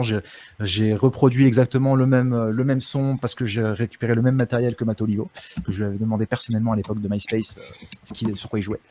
Et donc on avait sorti 2 EP et après le groupe a dû s'arrêter parce que la vie, parce que les gens vont à droite à gauche, il y en a qui partent en Norvège, il y en a qui ont des enfants, tout ça. J'ai été journaliste pour Metallurgy.com dans mes jeunes années. D'accord. C'est un des premiers sites que j'ai commencé à côtoyer avec Spirit of Metal dans mes jeunes années aussi, fin des années 2000, je dirais. Ouais. J'étais responsable des chroniques death metal et grind dessus. Ok. J'ai dû te lire si tu faisais des chroniques. C'est possible. Et ça a culminé en une publication dans le recueil État des lieux des musiques extrêmes chez Camion Blanc, où j'ai fait une vingtaine de chroniques d'albums de grind et de death metal importants. Sachant que je suis aussi diplômé de musicologie de l'Université Lyon 2, j'ai une licence de musicologie et un master de composition. J'ai écrit pas mal de papiers sur, à l'époque, la transmission du savoir dans le métal extrême, avec l'exemple du tape trading. J'ai écrit plusieurs papiers là-dessus dans le cadre de mes études. J'avais un peu aussi aidé mon ex-femme, qui elle était plus dans le heavy traditionnel. Elle avait écrit un mémoire sur le chant heavy metal, avec notamment la participation de Zouille de Sortilège, qui à l'époque ne faisait rien d'autre. J'étais extrêmement jaloux qu'elle réussisse à l'avoir. Mais j'ai un pied autant dans le côté la scène, faire de la musique, faire des albums moi-même, que le côté historique. Et d'ailleurs, ça me manque un peu. Je vais peut-être réécrire des trucs dans l'année. Et sur plein d'autres genres, parce que je n'écoute pas que du métal, j'écoute vraiment beaucoup de choses. Ok. Et je fais aussi du surf, du rock gothique, surf musique, hein, pas de sport. Je pourrais même parler des relations qu'il y a entre surf musique et death metal, parce qu'il y en a. Très bien, ok. Je veux pas les savoir. Je vais être dans le déni total. Non mais c'est... Non, mais je déconne. Oui, mais le trémolo, quoi. Le trémolo picking, il vient d'où? Voilà, exactement, le trémolo. Tout à fait. Ok, bah alors moi c'est Robin de prénom, de naissance, mais sinon moi c'est Pouletto Demoniaco. Sur les réseaux, quand je dis les, en fait, j'ai Insta que j'utilise très mal parce que je suis nul sur Insta et j'ai Facebook que j'utilise un peu. Alors du coup, moi je suis quoi? Moi je suis un amateur de métal qui est tombé amoureux de musique et de rock plus particulièrement quand j'étais en troisième avec Nirvana, voilà, c'était la porte d'entrée. Puis ensuite, rien n'était assez colérique pour moi. Donc le métal extrême est vite venu à moi à un moment donné, par le biais aussi de mes fréquentations en tant qu'adolescent et ensuite jeune adulte. Donc moi j'ai lu beaucoup de chroniques aussi, j'ai beaucoup appris la musique par ça. Spirit of Metal, Métallurgie. Après, j'ai découvert Thrash au corps, donc j'ai passé énormément de temps à lire plein de chroniques. J'ai découvert plein de groupes, etc. Donc, tu parlais de transmission, les passeurs de savoir. Moi, je trouve que c'est des sites et chroniqueurs, que c'est en fait, alors pas un métier entre guillemets, enfin ça peut en être un, mais que c'est une passion noble et qui permet de découvrir. Du coup, ça m'a inspiré, moi qui écrivais toujours un petit peu des textes de musique, etc. Je suis devenu chroniqueur. Alors, je suis passé par pas mal de webzines et d'assos. Et j'ai fini à Memento Mori. Quand je dis que j'ai fini, c'est que pour le moment, je m'y sens tellement bien que je m'y projette sur du long, voire du très long terme. Donc j'écris des chroniques, tout ça pour dire. En gros, j'écris des chroniques. J'ai un groupe de death metal qui vivote. On a sorti un album toujours. C'est pas un album, enfin c'est un album dont je suis content parce que c'est quand même venu de quoi le groupe? Cyprine. Chroniqué sur Thrash au corps, 6,5 sur 10, je leur en veux. Oh merde.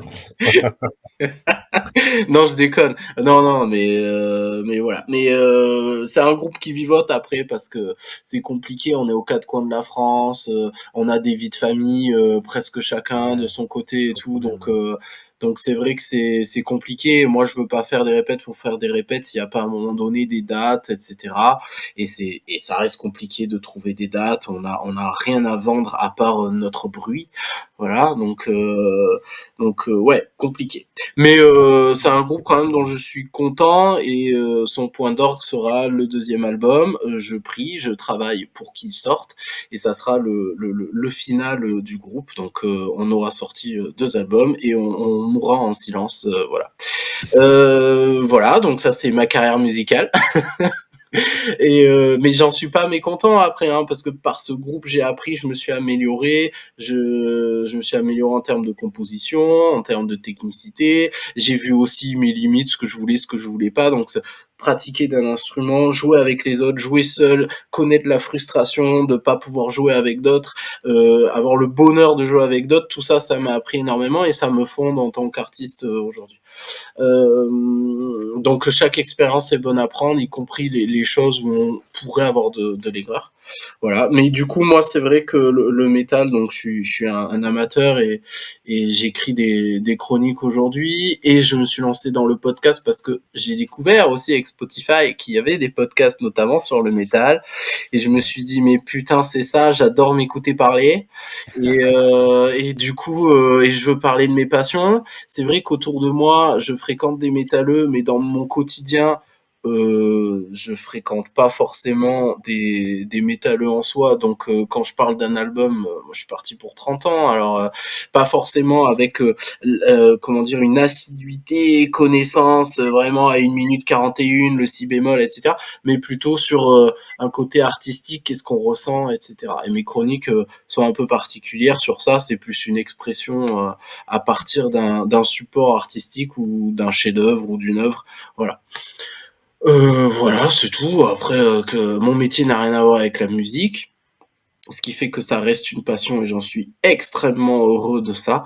Et je voudrais pas, à un moment donné, me professionnaliser dans la musique, à tort ou à raison, hein, qu'importe, mais ça a été mon choix. Maintenant, j'arrive à un âge où ce choix-là devient quand même un peu définitif. C'est plutôt un bon choix en vrai.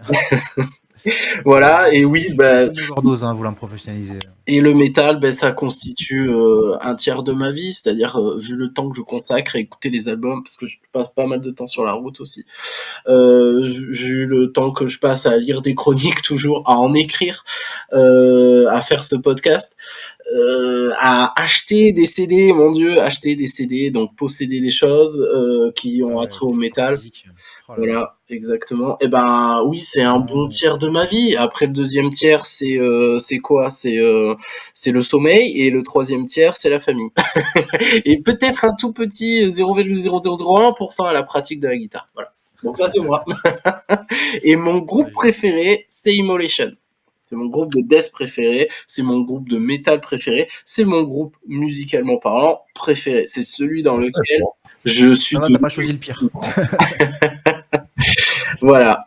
C'est un groupe que j'ai pas assez écouté par rapport à quel point c'est bien Immolation. Bah, je sais pas si c'est bien pour tout le monde entre guillemets, mais alors c'est extrêmement mélodique hein, pour du death metal. Je trouve ça très inaccessible en fait parce qu'il joue beaucoup sur les dissonances. Ah mais, oui. Mais je trouve mais c'est pas les pires hein, dans ce truc-là. Je peux te c'est pas les pires. C'est pas les pires. Vraiment ils ont un côté ultra dense qui fait qu'ils sont pas accessibles du tout. Et moi, je les trouve incroyables. Chaque fois que j'écoute un album, je me prends une claque dans la tronche. C'est Unholy Cult à l'époque de la sortie. Ah bah c'est. Paf Oui. Voilà, je m'en suis jamais remis. Et après, j'avais la chance de les voir en live avec Napalm Death d'ailleurs. J'avais eu la chance de les voir un jour où Barney ne pouvait pas chanter et du coup c'est Ross Dolan qui est venu chanter dans Napalm Death. Ah oui, d'accord. Et ben là, dis donc, c'est incroyable ça. Incroyable, c'était encore plus un rouleau compresseur en live. Et du coup, je n'ai pas assez écouté Immolation, mais qui m'a toujours mis de ses claques. Mais vas-y, mec, c'est accessible. Vas-y. Et surtout maintenant, ils bénéficient d'une aura et d'une reconnaissance que peut-être au début, parce qu'ils avaient galéré, peut-être que voilà, aujourd'hui, c'est hyper, ils sont partout entre guillemets. Voilà. Il me semble, je crois que c'est à partir de Shadows in the Light qu'ils ont fait. Ils ont fait des gros progrès au niveau du son parce qu'avant ils sont alors le gros progrès au niveau entre guillemets modernisation, moi j'appelle ça une modernisation du son, c'est vraiment avec Majesty and Decay dont j'ai le t-shirt d'ailleurs, où là vraiment ils ont testé, alors j'ai pas la technique mais en studio ils ont testé de nouvelles choses pour avoir un son plus puissant, plus équilibré, etc. Et ça se ressent beaucoup, mais ça comment dire, ça vient pas déranger parce qu'il y a toujours un côté tellement épique entre guillemets, un peu plus fort que toi, que le fait que le son soit surpuissant et t'écrase et pas simplement ce truc un peu underground, un peu approximatif. Du coup, ça dérange pas pour les compos d'Immolation finalement. Mais leurs compos sont déjà assez puissantes comme ça. Ah oui, ça m'avait marqué à l'époque quand Harnessing Ground était sorti. Il y avait vraiment un son qui était très old school, très à l'ancienne. Ah ouais, le son de guitare d'Harnessing Ground, faut aimer. Moi d'ailleurs, c'est pour ça que c'est un album que j'écoute pas énormément d'Immolation comparé aux autres. À l'époque, moi, j'avais adoré justement, et je voyais plein de gens qui râlaient parce que c'était le début. C'était le début des albums surproduits. Ah oui. Un peu, on avait beaucoup de groupes. En Pologne, on avait ça. Tous les groupes qui étaient un peu dans le sillon de Vader et de Decapitated, des trucs comme Le Sol, comme Gathering, qui avait un gros son urgent. Ah oui, ouais. C'est moi, j'étais déjà pas fan à l'époque. Je préférais justement un son comme Immolation où j'avais l'impression d'entendre des gens jouer et pas des ordinateurs. Et du coup, je vous ai pas posé la question, Francis. Est-ce que toi, tu pourrais dire que tu as un groupe préféré entre guillemets ou un groupe que tu citerais quasiment tout le temps dès que tu parles de musique et ou de métal? Dans le death metal, bon, c'est difficile.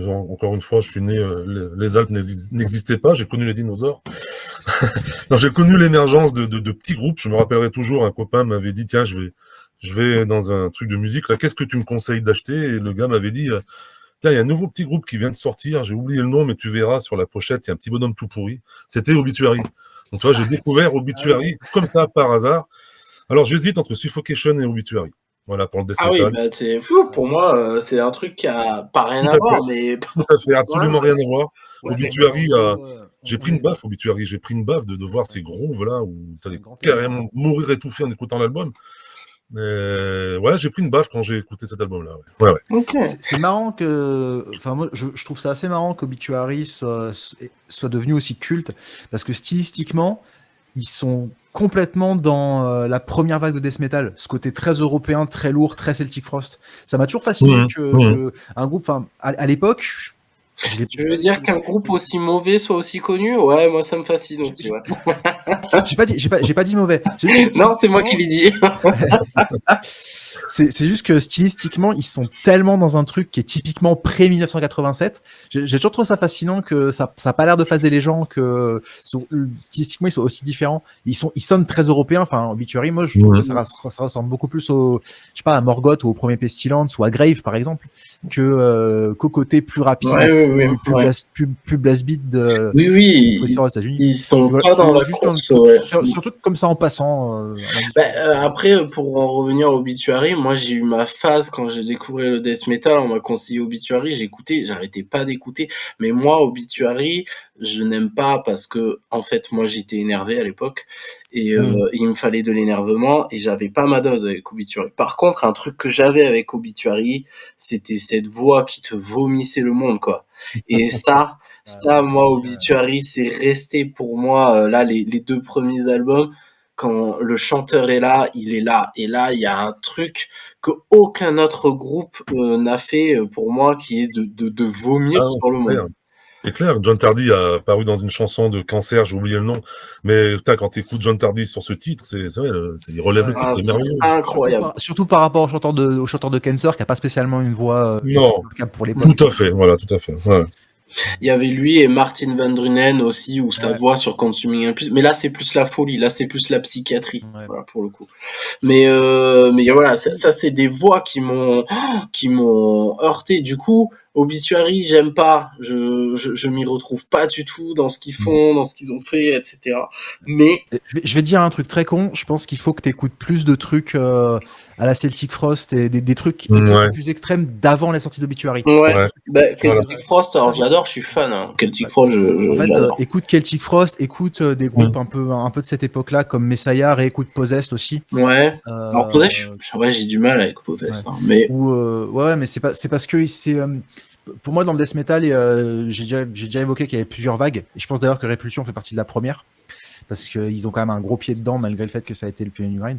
Il y a la première vague, pour moi, c'est de 83, avec la sortie de première démo de Possessed, première démo de Death, à 87. Là, il s'est passé beaucoup de choses dans le death metal, énormément de choses, il y a énormément de groupes qui sont arrivés, qui ont sorti majoritairement des démos, parce qu'à l'époque, le style était tellement extrême que c'était difficile de faire des albums. C'était en démo, quoi. C'est ça. Il s'est passé beaucoup de choses, et du coup, il y a vraiment un style assez typique de cette époque-là, de death metal. Et concrètement, la fin de cette époque, c'est Scream Bloody Gore. Scream Bloody Gore, c'est l'aboutissement de 4 ans de recherche de Schuldiner sur tout ce qu'il pouvait faire en death metal à l'époque. Quand tu écoutes les démos de Death... La synthèse un peu, quoi. C'est ça. Quand tu écoutes les démos de Death, tu entends toutes les expérimentations qu'il a fait. Les premières démos, c'est très Venom Slayer, mais avec la grosse voix un peu plus hardcore de Camly. Quand il commence à savoir jouer, il commence déjà un peu à expérimenter sur la démo Infernal Death, où tu as des morceaux comme Archangel. On entend déjà un petit peu le côté technique. Back from the Dead, il y a des blast beats en 85, dans Death. Voilà, parce qu'il était influencé par Insanity et il voulait jouer plus vite Insanity, et au final il s'est rendu compte que c'est parce qu'il voulait. Après il est retourné en Floride, il a embarqué Chris Reifert, il a le côté plus lourd avec Mutilation, et là t'as Scream Bloody Gore et c'est l'aboutissement de tout. Sauf qu'en fait il n'y avait pas que Schuldiner qui expérimentait, t'avais aussi Slaughter au Canada, t'avais Repulsion qui expérimentait un peu dans le death metal, même s'ils avaient le côté punk, t'avais Possessed, t'avais en Europe il y avait Messiah. T'avais Messiah en Suisse, qui a sorti le premier album de death metal en Europe. T'avais Azaktot en Angleterre. T'avais Vor au Canada. T'avais il y avait tellement de trucs en fait. des trucs comme Legion of Death, comme Fatal, des trucs qui avaient pas mal le pied dans le trash, mais qui commençaient déjà à alourdir, à avoir des plus grosses voix, plus graves, plutôt que les cris un peu aigus qu'on avait dans le trash, qui était un héritage à la fois du punk hardcore et du heavy metal. Et en fait, pour moi, Obituary, ils sont complètement dans ce son-là, mais avec les prods et la technique qu'il y avait pu avoir après. À partir de la deuxième vague. Voilà. Deuxième vague, t'as Scream Bloody Gore, et explosion de la deuxième vague, c'est Altars of Madness. Hein. Bon, on ramène des blast beats dans le métal, ça change tout. Ok. Et du coup, alors Francis, si je comprends bien, Obituary, Suffocation, ce serait vraiment tes groupes entre guillemets. Non, mais t'as le Left Hand Pass, là, cet album qui m'a foutu une batte mémorable. Ça, c'était, comment te dire, quand il est sorti, mais ouais, pareil, je suis assez sur le cul, quoi, cette putain de son de guitare, alors qu'il existait déjà avant, hein, cette putain de pédale, là. Mais, ouais. là, c'est vieux, hein. Si t'écoutes l'album de Slaughter, Strapado, c'est la même pédale. Hein. Oui, exactement. Enfin, moi, je l'ai à la maison, la pédale. Je l'ai acheté 40 balles il y a 15 ans quand tout le monde s'en foutait et qu'on trouvait que c'était une pédale de merde. Ouais. T'inquiète que le son de Slaughter, je l'ai refait chez moi. Ce son de 6 circulaires, hein, voilà. Ok, donc Entomb, Obituary, Suffocation. Okay, voilà, ces trois-là. Et puis après, bon, le triptyque. Les gros classiques, mais c'est difficile de donner tort. Et toi, Jay Poison, si tu devais citer un groupe, alors je sais pas, Suspense, peut-être un twist. Honnêtement, c'est impossible de dire. Je pourrais te dire par genre, parce que moi, quand je compose, généralement, j'ai mes références, et comme je fais beaucoup de musiques différentes, genre, tu me dis grind, je pourrais te dire Agathocles ou Répulsion. Tu me parles de gore grind, je te dirais Exulceration ou Dead Infection.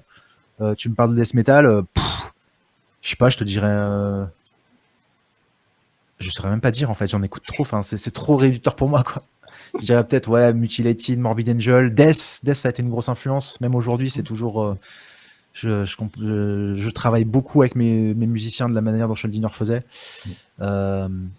Massacra qui a été une énorme influence pour moi. Okay. En grind, je te dirais Agathocles, Répulsion, Terrorizer, quoi, c'est un peu les trois. Ok, d'accord. Okay. En surf, je te dirais les Ghastly Ones et Dick Dale et les Astronauts. En gothique, je te dirais Christian Death. En blues, je te dirais Johnny Hooker.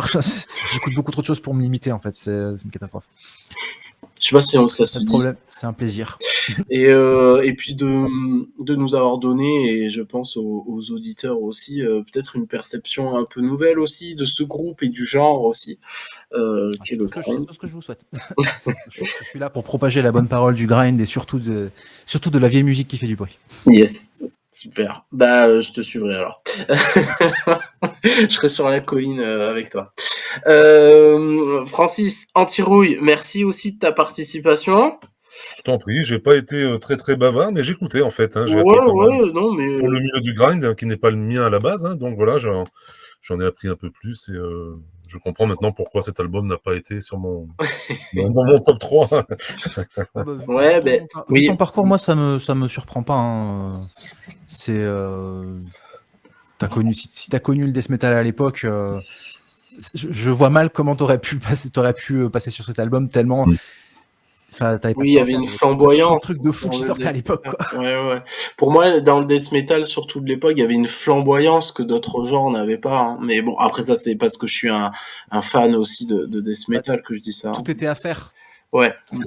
Du coup, il n'y avait pas encore de standardisation. Et quand tu te dis que quand t'écoutes, je sais pas, Cynic, à côté t'écoutes Nocturnus, à côté t'écoutes Morbid Angel. C'est le même genre, entre guillemets. C'est censé être du death metal et il n'y a rien qui se ressemble. Oui, j'ai failli en parler de Nocturnus parce que ça aussi, ça a été un bon moment quand c'est sorti. Mais bon. Il aura son moment, Nocturnus, t'en fais pas. Spoil pas, s'il te plaît, les émissions. Putain. Oh là là, aïe. On va en parler longuement de Nocturnus aussi, hein, ça c'est révolutionnaire. Oh là là, ouais. Jay Poison, moi en tout cas j'hésiterais pas aussi à faire appel à ton érudition et à ta sympathie, hein, si jamais il y avait des choses, pas forcément toujours en tant qu'invité parce que ça peut prendre du temps, etc. Mais voilà, de certaines choses qu'on peut trouver sur le net, mais des fois on va trouver des contradictions. Moi je sais que Répulsion, l'historique, c'était compliqué à mettre en place, hein. Enfin moi dans ma tête là, et tu vois les choses que je t'ai dit, c'était des petits items que j'avais trouvés qu'on tenait pour acquis sur internet quand même. Alors, mais après, il y a l'histoire de Répulsion. concrètement, elle a été très très bien documentée. La réédition Relapse, il y a le petit texte. Dans le livret, ouais. Ouais, Bah, tu vois, j'ai même pas eu le réflexe d'aller voir, alors que je l'ai. C'est c'est très très exact parce que en fait ça a été fait par Laurent Ramadier qui est un très très grand monsieur de l'histoire de la musique extrême. Il a fait, je sais pas s'il le fait encore, mais pendant longtemps il faisait un fanzine qui s'appelait Snake Pit. Et c'est un gars qui était là à l'époque, ça, qui a tout connu à l'époque. Ouais, c'est ça. Et en fait, tout là. Globalement, tu cherches le nom de ce gars, tu regardes les interviews qu'il fait, tu regardes les groupes qu'il interview, tu vas te prendre des claques, tu vas apprendre des trucs de fou sur l'époque. Le mec a une mémoire incroyable de tout ce qui se faisait à l'époque. D'accord. Il connaissait tout et tout le monde, il était en contact avec tout le monde et il se souvient de tout. Et au point que les groupes généralement lui disent mais d'où tu te souviens de ça en fait? Bah, tu me rediras le nom via Insta, ok? Moi je conseille vraiment vivement de lire ce que ce gars a fait. Si tu as le moins d'intérêt pour le métal extrême un peu qui est sorti des années 80 jusqu'à 96 par là, il se rappelle de... C'est grâce à ce mec que j'ai connu le tout premier groupe de death metal français qui s'appelait Viper, qui était là en 85. Ouais. Et malheureusement, on n'a rien du tout sur eux. Ah, Francis, toi, tu connais? Ouais, je connais Viper, ouais. La démo Shoah, les 3 titres. Ouais. Effectivement, il n'y a rien du tout. Ouais. Et il reste 3 titres qui font la démo Shoah, là, et ils sont très durs à trouver. J'ai des MP3 qui viennent d'une vieille cassette, mais alors c'est tout ce que j'ai trouvé. Il n'y a plus rien sur eux. Tout à fait. 85 quand même. Donc ça veut dire que si tu veux avoir un truc chez toi de ce groupe pour écouter, t'es baisé, c'est ça? Ouais, c'est extrêmement dur à trouver. Et quand tu dis extrêmement dur, c'est que les mecs ils te vendent ça à 250 quoi. Ah non, c'est qu'il n'y a pas. On a même plus de traces. Non, tu le trouves pas. La seule trace qui reste, c'est des MP3 qui ont été ripés, qui tournaient sur Soulseek il y a une quinzaine d'années. Je les ai, mais alors c'est inécoutable parce que c'est vraiment un. Imagine ripper de la cassette il y a 15 ans, quoi. C'est vraiment c'est inaudible. Ok, voilà. D'accord. C'est ce mec-là, donc Laurent Ramadier, qui s'est chargé de faire la bio de Répulsion, qui est peut-être le mec qui connaît le mieux Répulsion. Tu peux trouver des interviews de lui, qu'il a fait de Répulsion en ligne. Je pense qu'elles sont encore sur le webzine Voices from the Dark Side, qui est un excellent webzine avec. Il a un site internet, Laurent Ramadier, ou pas du tout? Non, mais il écrivait beaucoup pour Voices from the Dark Side justement. Il a beaucoup fait de chroniques et surtout des interviews. Et je sais qu'il y a au moins 2 interviews de Répulsion de lui. Sur YouTube. De l'époque, une de 2003, sur voicesfromthedarkside.de. Et vraiment, les interviews, elles sont ultra en profondeur. Il va très très loin et du coup, tu as directement le rapport de Scott Carlson et Matt Olivo sur Répulsion. C'est là qu'il t'explique qu'ils ont été dans Death et qu'ils voulaient pas faire la même chose et qu'ils se sont rendus compte, etc. Il va très très loin. Des vieux groupes cultes, tu vas les connaître grâce à lui. Moi, j'ai connu des trucs, notamment Insanity, qui est un groupe c'est un groupe. Ils auraient pu dominer toute la scène death metal s'ils avaient eu de la chance. Les mecs, ils se forment. Au bout de 2 semaines, ils sortent une démo. C'est plus rapide, plus violent, plus sauvage, plus technique que tout le reste du monde. Ça a traumatisé, Schuldiner qui a voulu avoir des blast beats derrière. Ça a traumatisé les mecs de Morbid Angel. Il y a un avant après Insanity. J'aurais pas connu ça sans ce mec-là. Insanity, aujourd'hui, ils existent encore Insanity, ce qui est fou, parce que les mecs, en gros, en fait, au bout de 2 semaines, ils se forment. Au bout de 2 semaines. Mais ils viennent d'où, Insanity? San Francisco. C'était des contemporains de Possess, etc. Mais en fait, le truc, c'est qu'au bout de 6 mois de leur formation, leur guitariste est mort d'une maladie cardiaque à 19 ans. D'accord. Juste après, leur batteur s'est retrouvé en tôle. Ils réussissent à se reformer. Le label sur lequel ils font leur album. C'est eux qui ont fait Death After Death? Ouais, c'est eux, ouais. Ah, ok. En fait, Death After Death est sorti 8 ans trop tard. Parce que t'écoutes la démo en 85, ce qu'ils font. Et justement, dans le fanzine de Laurent Ramadier, le fanzine papier, à un moment, il avait mis un vinyle de la démo de Insanity que j'ai. Et ce truc est incroyable quand tu le remets. En fait, tu entends tout. Tout ce qui vient après, ça vient. Tout ce qui vient. Et l'album vaut le coup quand même après ou... L'album est cool, ouais. Je préfère la version qu'ils ont réenregistrée. En fait, ils ont ressorti une version dans les années 2000 avec le chanteur, avec un chanteur différent. En fait, ils avaient embauché un chanteur à l'époque qui était plus trash et du coup l'album sonne un peu trash death et pas trop dans le death, mais pas trop en coup. D'accord. Et du coup plus tard ils ont réenregistré avec le chanteur original et du coup ça passe vachement mieux, ça ressemble vachement plus à un album de death metal. Ok. Correct. Et en fait le moment où les gens pour dire à quel point ils ont pas de chance, vers 2007-2008 ils avaient remonté le groupe, ils avaient un line-up super solide, ils avaient le batteur d'origine qui était revenu dans le groupe. Ils avaient réenregistré un album. Les gens se souvenaient d'eux, enfin. Et là, leur batteur crève d'un cancer, je sais plus, je crois cancer de l'intestin en 2 mois. Truc foudroyant. J'étais en contact avec eux sur MySpace à l'époque, j'y croyais pas. J'étais putain, mais qu'est-ce qui vous arrive, quoi? C'est fou. Et ils ont jamais arrivé à percer à cause de ça. Mais c'est fou. Et je conseille vivement de lire l'interview d'Insanity par Laurent Ramadier, qui est probablement sur Voici sur the Dark Side, parce que là, vous allez apprendre des trucs de fou. Et avec un peu de chance, vous allez découvrir un groupe de fou, surtout. Ok, très bien. Ok, ça marche. Bah écoutez, merci beaucoup pour votre participation je t'en prie. épisode 3, qui sera particulièrement dense. C'est marrant. Désolé quand je commence. Non, pas de problème, mais c'est bien. Mais c'est pour ça qu'on a des invités aussi, c'est parce que moi je suis spécialiste de rien, je suis amateur et voilà. Donc moi le truc du podcast, c'est que il y a 2 membres de Memento Mori, donc moi et un autre membre pour qui le genre ou l'album a un intérêt, plus un invité pour qui le genre et l'album a un intérêt. Donc je le fais pas tout seul, ça n'a aucun intérêt de n'avoir que mon avis et ma vision du moment sur une œuvre. Vraiment, il faut forcément qu'on aille chercher des spécialistes ou des amateurs éclairés, comme on dit. Donc Jay Poison, je te remercie. Hésite pas, on reste en contact. Enfin, t'hésites pas. Francis, je te remercie. On reste évidemment en contact. Qu'est-ce que je voulais dire? Donc l'idée là, alors je vais arrêter l'enregistrement.